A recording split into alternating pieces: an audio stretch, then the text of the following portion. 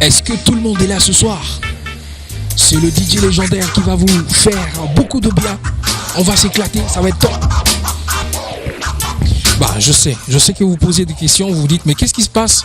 Qu'est-ce qu'il fout là? En train de tourner les platines? Mais c'est normal, je suis en train de m'entraîner parce que dans Star Afrique aujourd'hui, on reçoit un enfant d'Afrique qui cartonne du côté des États-Unis. Peut-être on ne le savait pas trop, il est d'origine togolaise, il s'appelle le DJ Nelson. L'émission des exclusivités où tous les stars qui sont ressortis de ce continent, tous les stars qui nous viennent d'Afrique, qui ont la fibre africaine, finit toujours par passer. Alors à tout de suite avec le DJ Nelson dans Star Africa.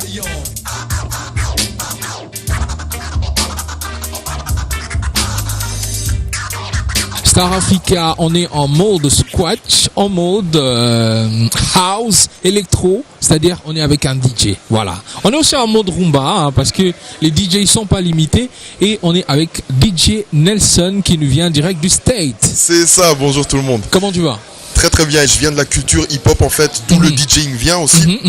Et c'est vrai que je mixe aussi un peu d'électro dans mes sons, c'est assez large, mais c'est vrai que tu es à fond. La culture hip-hop, je suis tombé dedans très jeune. Ok, alors pour que les gens découvrent DJ Nelson ainsi que tous les Africains, est-ce qu'il peut nous parler en quelques mots de lui? Qui est DJ Nelson? Alors qui je suis hein, ça c'est une bonne question ça. Je pense savoir qui je suis. Non, je suis quelqu'un qui est né en Allemagne, d'une mère allemande et d'un père togolais. J'ai habité à Munich pendant 13 ans et après je suis arrivé à Strasbourg. Et j'ai passé toute ma jeunesse là-bas à Strasbourg. Les années qui ont suivi, j'ai passé plus de 20 ans à Strasbourg. Après j'ai fait un petit passage à Paris et maintenant je suis à New York. J'ai toujours été passionné par la musique depuis mon plus jeune âge. Super. Mon premier concert de ma vie en 92, ce qui ne me rajeunit pas, était Michael Jackson, que j'ai vu, mon papa m'avait emmené avec ma sœur, qui nous avait pris pour voir ce concert. C'était un cadeau qu'il nous avait fait, parce que de voir Michael Jackson, un show en live, je pense que c'est ce qui m'a donné en quelque sorte envie aussi de monter sur scène. C'était le déclic, on va dire. Je pense que c'était un des premiers déclics. Et il a une chanson Michael Jackson aussi qui s'appelle Jam, où il y a du scratch dedans. Voilà. À chaque fois ça faisait tuk jam, exactement, tu le connais. Et du coup c'est vrai que ça, je pense que c'était les premiers scratchs que j'entendais aussi inconsciemment. Je savais pas encore que c'était fait avec des tourne-disques, une table de mixage et tout ça. Je connaissais pas comment ça se passait. Et en 95, comme ça en été 95, j'ai trouvé des vieilles platines dans la cave qui appartenaient à mon père. Des vieilles marques comme ça avec le bois autour comme ça, vraiment les tourne-disques. Je crois que c'était Dual et Telefunken pour les gens qui connaissent un peu les tourne-disques. Et j'étais tellement content de trouver ça. Je savais que mon papa il avait des vinyles, il avait des disques et tout ça. Et du coup, une semaine plus tard, un ami, Jonathan, un super ami à moi de Munich, il m'offre une table de mixage qui traînait chez lui. Il me l'offre. Et toi, tu savais déjà de quoi il s'agissait en fait? Je commençais à comprendre qu'il me faut quelque chose au milieu des deux tourne-disques pour pouvoir mixer la musique ensemble. Justement. J'avais juste un ampli et les deux tourne-disques. Et là, la table de mixage, c'était l'élément qui me manquait. Voilà, justement. Et il m'offre cette table de mixage. Une semaine après, je rentre à la maison, je branche le tout et ça fonctionne. Du coup, j'étais le plus heureux du monde. Je voulais uniquement scratcher dans ma chambre. C'était ça le but.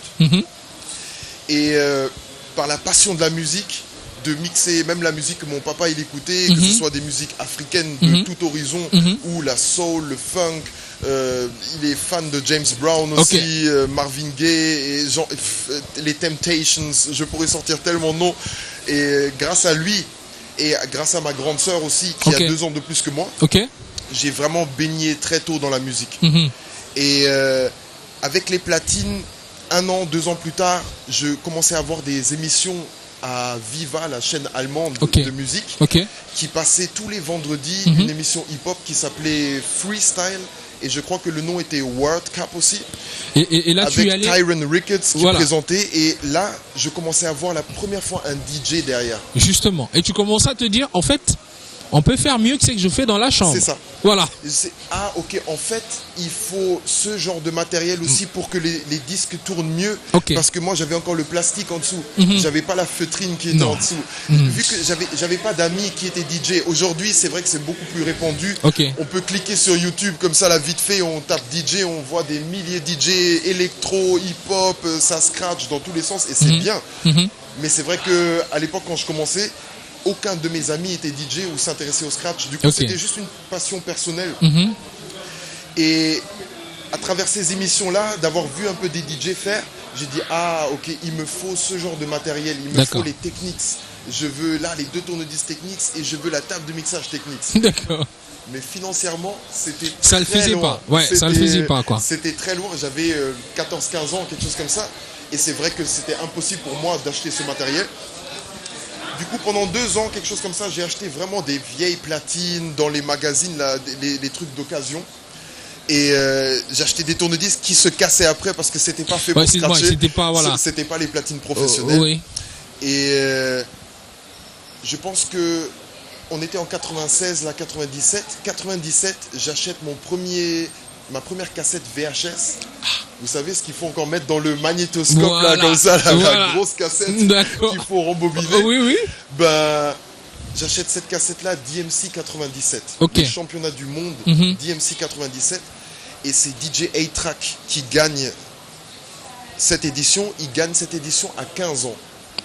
Moi qui avais le même âge, je me dis, mais comment c'est possible? Retard. Là, tu t'es dit, je suis en retard. En fait, je pensais pas être en retard. Je me disais juste que lui était en avance.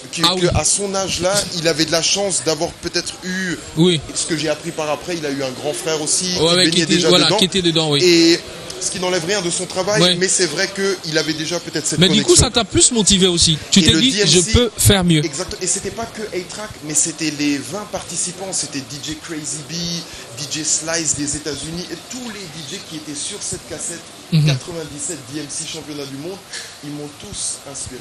Okay.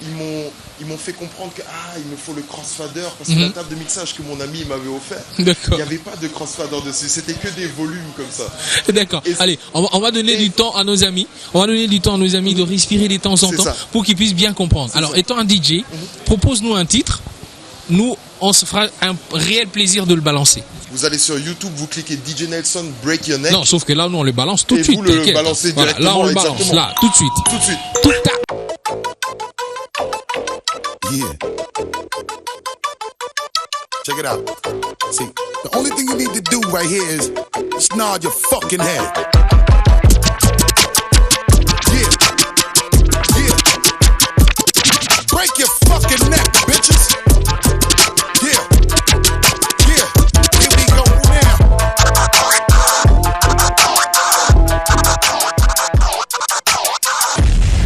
Voilà, donc là on vient de te voir. C'est une question d'ailleurs qu'on allait se poser en se disant est-ce que tu es resté DJ enfermé dans une boîte ou tu es parti dans cette logique David Guetta et Rio et tous les autres?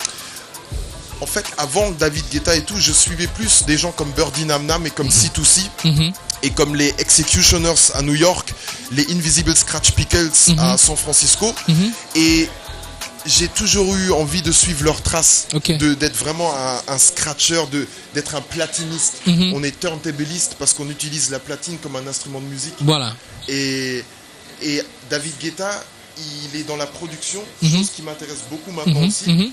Et c'est vrai que c'était un exemple aussi d'avoir pu ramener un son européen mondial. Là-dedans, c'est clairement un exemple. En 2009, je pense qu'il a changé un peu la face du monde aussi, avec sa musique qu'il a apportée.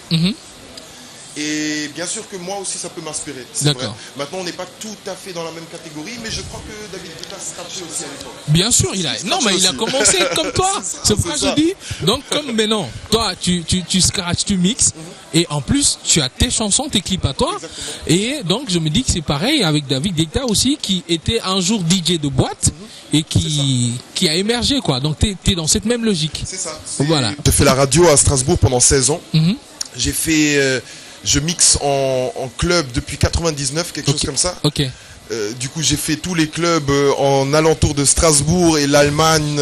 On a beaucoup été appelés en Allemagne aussi avec mon groupe Turntabliste à Strasbourg. Oui. Et du coup, maintenant, j'ai cette chance d'être invité dans des festivals comme ici le Red One 2. Voilà. J'étais à Bogota, au Hip Hop Al Parque, en Colombie. J'ai ouvert pour Exhibit devant 50 000 personnes. Ok.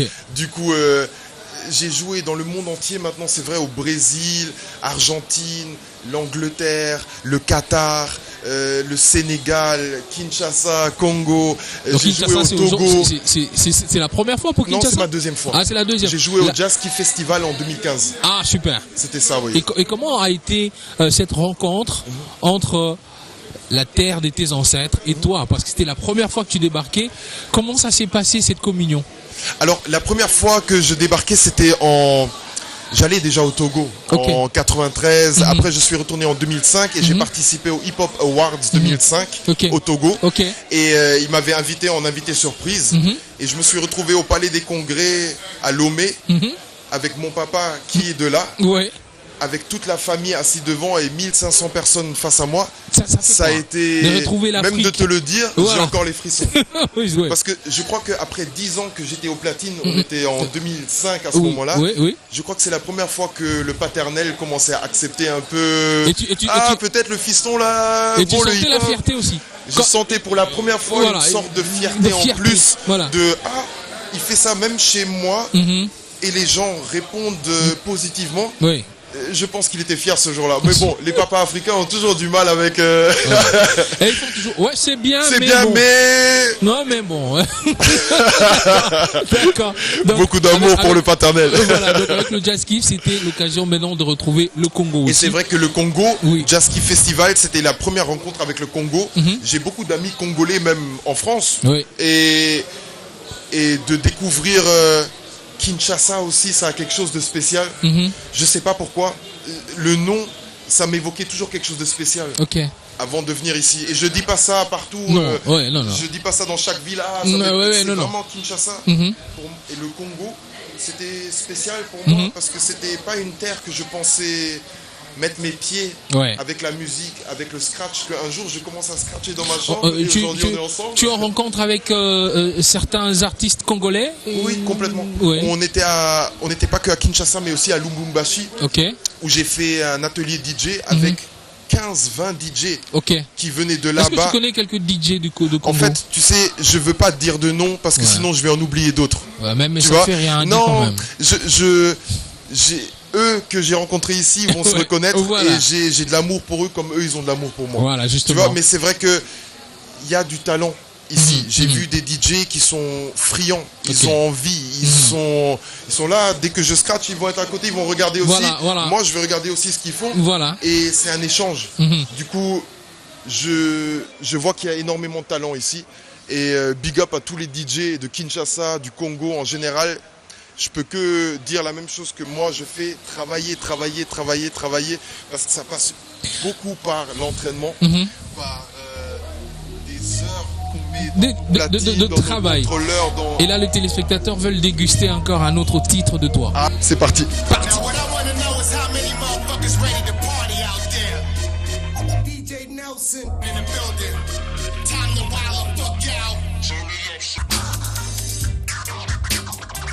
Voilà, donc on vient de voir carrément tes sons, une carrière, on sent l'expérience aussi, avec tous ces clips et ces chansons que nous sommes en train d'écouter. Mais est-ce qu'il y a des sonorités, hormis le Togo ou le Congo, est-ce qu'il y a carrément des sonorités africaines qui te parlent vraiment? Je pense que le Nigeria en ce moment est très fort, avec des artistes comme Wizkid et tout ça, qui sont sur le devant de la scène mondiale maintenant. Et il y a... Qu'est-ce que... J'ai écouté des choses aussi au Burkina Faso. L'Afrique est grand. J'ai joué au Maroc aussi, qui fait aussi partie de l'Afrique. Du coup, fait des connexions avec des artistes gnawa à Tanger. Alors, étant un DJ et avoir des racines africaines, ça fait plaisir de voir ses frères débarquer comme ça sur la scène mondiale, alors qu'on sait qu'ils sont basés au Nigeria, ils sont basés au Togo par exemple, il y a les Toufan. Lorsqu'on le voit titiller les autres comme ça, étant résident toujours en Afrique, ça fait plaisir. Moi, ça me fait toujours plaisir en fait de voir de pays où on n'expecte pas, on s'attend pas forcément à ce qu'un artiste il explose, et tout à coup l'artiste il vient.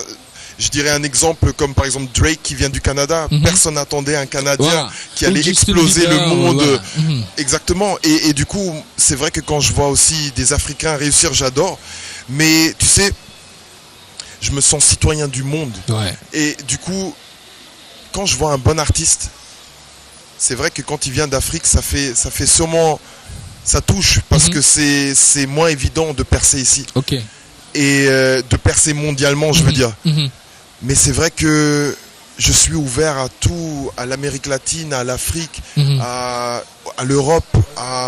Il y a encore des endroits que j'ai pas encore découverts. Du coup, j'ai envie que tous les artistes du monde, qu'ils arrivent à s'exprimer, surtout quand ils viennent de pays ou de continents où c'est un peu moins évident. Du coup, force à l'Afrique, force à tous les frères. Et je pense qu'on est ensemble, que je sois en Allemagne, en France, à New York en ce moment. Je suis connecté avec vous et je passerai toujours la musique aussi que je ressens et que je sens bien pour essayer de promouvoir ça au mieux, sans être faux, mais jouer les vraies choses.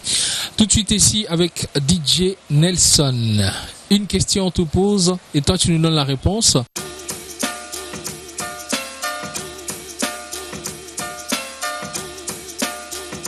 Et si tu étais un artiste africain, tu serais quel artiste?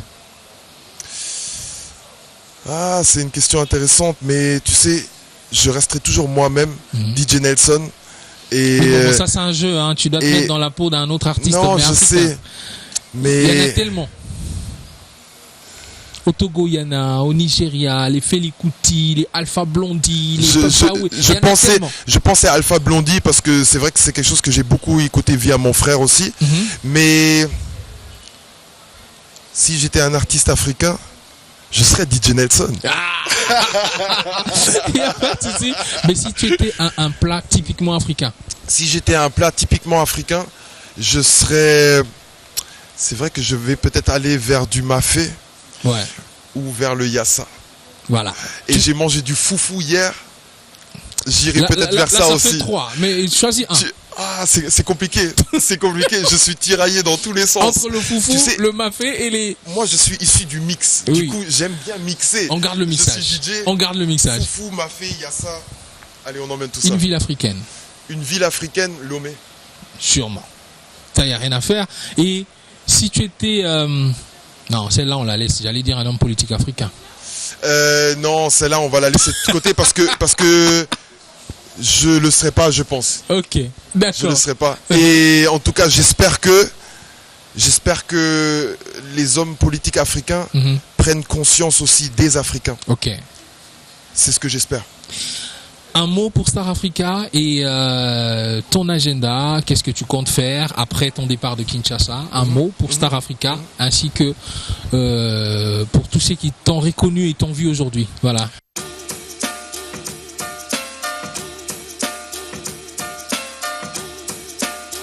Alors déjà Star Africa, merci de m'interviewer et respect à ce que vous faites aussi de travailler justement avec la jeunesse. C'est ce que j'ai cru comprendre que vous connectez les gens ensemble. Un grand respect pour ça.